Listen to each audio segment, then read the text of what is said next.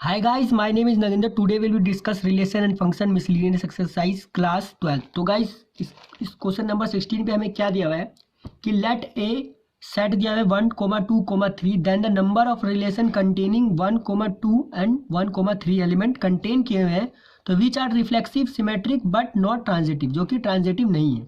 तो हमें बताना है how many relation are possible. अगर हम ए करके ए क्रॉस ए का रिलेशन तैयार करें यानी कि ए तो 1 का रिलेशन 1 के साथ होगा, 1 का 2 के साथ, 1 का 3 के साथ, इसी तरह से 2 का 1 के साथ, 2 का 2 के साथ, 2 का 3 के साथ। तो देख सकते हैं 1 1 2 2 3 3 और इस तरह से बहुत सारे रिलेशन यहाँ पे तैयार होंगे। बट हमें बोला है उस रिलेशन में हमारा ट्रांजिटिव नहीं होना चाहिए। तो अगर हम देखें इस रिलेशन में माने कि हमारा क्या एलिमेंट कोई है जो कि मान लीजिए ए बी है, ट्रांजिटिव के लिए क्या होना चाहिए, ये रिफ्लेक्सिव के लिए होना चाहिए हमारे सेम एलिमेंट होना चाहिए, जैसे 1 1 2 2 2 2 1 1 2 2 3 3। अब सिमेट्रिक के लिए क्या होना चाहिए, जैसे हो गया हमारा 1 2 तो इसका उल्टा होना चाहिए।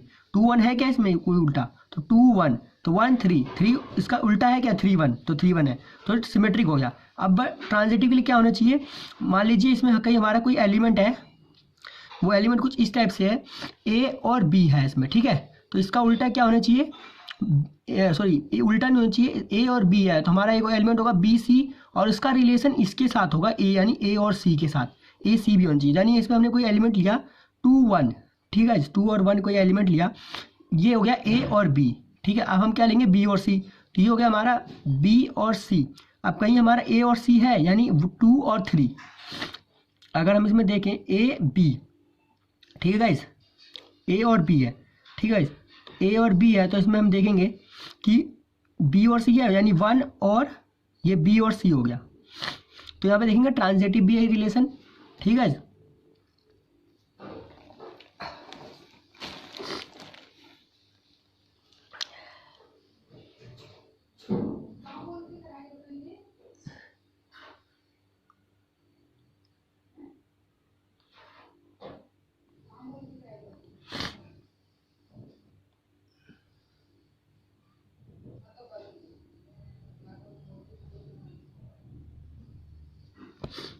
तो गाइज हम जैसे कोई रिलेशन लिया, ये हो गया हमारा ए और ये हो गया बी।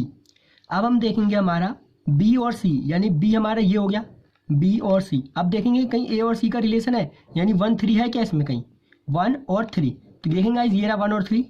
इस तरीके से हम दूसरा एलिमेंट ले, अगर गाइज इसमें से मान लीजिए हम लेते हैं इसमें से दूसरा एलिमेंट, मान लीजिए हम लेते हैं इस बार 3 1 3 1 लेते हैं।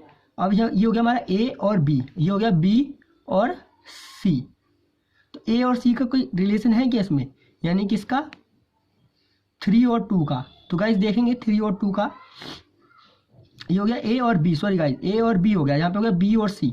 तो और ए और सी क्या होना चाहिए हमारा, ये हो गया हमारा 3, ये हो गया 1, ये हो गया ए और ये हो गया बी, और ये हो जाएगा हमारा फिर हमारा चाहिए 1 और कोई सा भी एलिमेंट होना चाहिए, 1 और कोई सा भी एलिमेंट होना चाहिए, यानी 1 और ये हो गया बी और ये हो गया सी। अब देखेंगे ए और सी का रिलेशन है ए और सी यानी 1 और 3, तो देखेंगे गाइस है इसमें।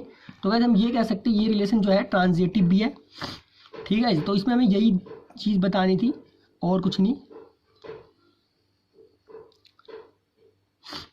और इसमें एक तरीके से और देख सकते, मान लीजिए ये हो गया हमारा ए और बी और सी है कहीं पे, ये मान लीजिए बी और सी है, तो क्या कहीं पे इसमें 1 और 3 है, तो यही है। तो हम ये कह सकते हैं ये रिलेशन जो है ट्रांजिटिव है। तो हमारा जो रिलेशन तैयार होगा इसमें, इस केस में, अगर इसमें से इस केस में हमारा इन दो एलिमेंट के होने की वजह से हमारा जो रिलेशन है वो ट्रांजिटिव हो रहा है।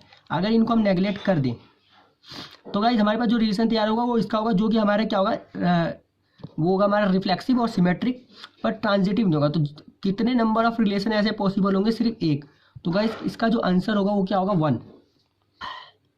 तो गाइस क्वेश्चन नंबर 17 पे आ चुके हैं। क्वेश्चन नंबर 17 पे हमें क्या दिया हुआ है, लेट ए कोई सेट दिया है 1 2 3 then the number of equivalence relation containing element 1 2 is, ठीक है। तो क्वेश्चन में हमें फिर से वही बोला है कि अगर हम इससे कोई रिलेशन तैयार करेंगे जो कंडीशन दी हुई है, तो उससे कितने रिलेशन तैयार हो सकते हैं इस कंडीशन के हिसाब से।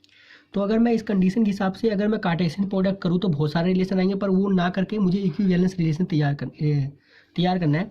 तो मैं तैयार करूँगा गाइस सबसे पहले फर्स्ट रिलेशन 1, ठीक है। तो मेरे पास क्या तैयार होता है एक तो मुझे सबसे पहले इक्विवेलेंस के लिए क्या होना चाहिए, हमारा रिफ्लेक्सिव होना चाहिए। तो 1 1 होना चाहिए, 2 2 और 3 3, ये हो गया इक्विवेलेंस। अब आएगा 1 2, तो इसका उल्टा 2 1 भी होना चाहिए सिमेट्रिक के लिए।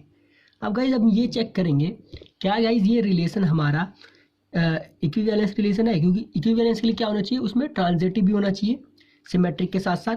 तो सिमेट्रिक तो है 1 2, तो 2 1 भी है, ठीक है। तो हम देखेंगे इसमें क्या है, इस रिलेशन में 1 1 है, 2 2 है, 3 3 है, और 1 2 और 2 1 भी है। तो गाइज ये रिलेशन हमारा क्या कहलाएगा, इक्विवेलेंस रिलेशन कहलाएगा।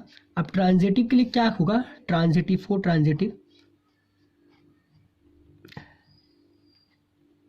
ट्रांजिटिव केस में क्या कहता है, मान लीजिए कोई एलिमेंट है हमारा, उसके ए और बी बिलोंग्स कर रहे हैं आर रिलेशन को, तो बी कोमा सी भी बिलोंग्स करेंगे किसको, आर रिलेशन को, और ए कोमा सी इनका जो रिलेशन है ये भी बिलोंग करेगा आर को।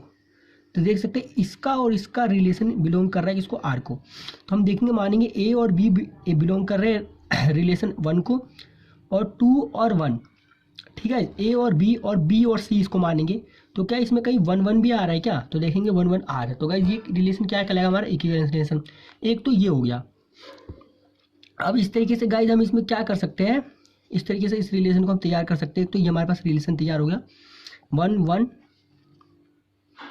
ठीक है, 2 2 और 3 3, और क्या है 1 2 2 1 और 1 3 और 3 1, ठीक है। तो ये रिलेशन जो हमारे होंगे वो क्या कहलाएंगे गाइस, वो कहलाएंगे हमारे ट्रांजिटिव मतलब इक्विवेलेंस रिलेशन।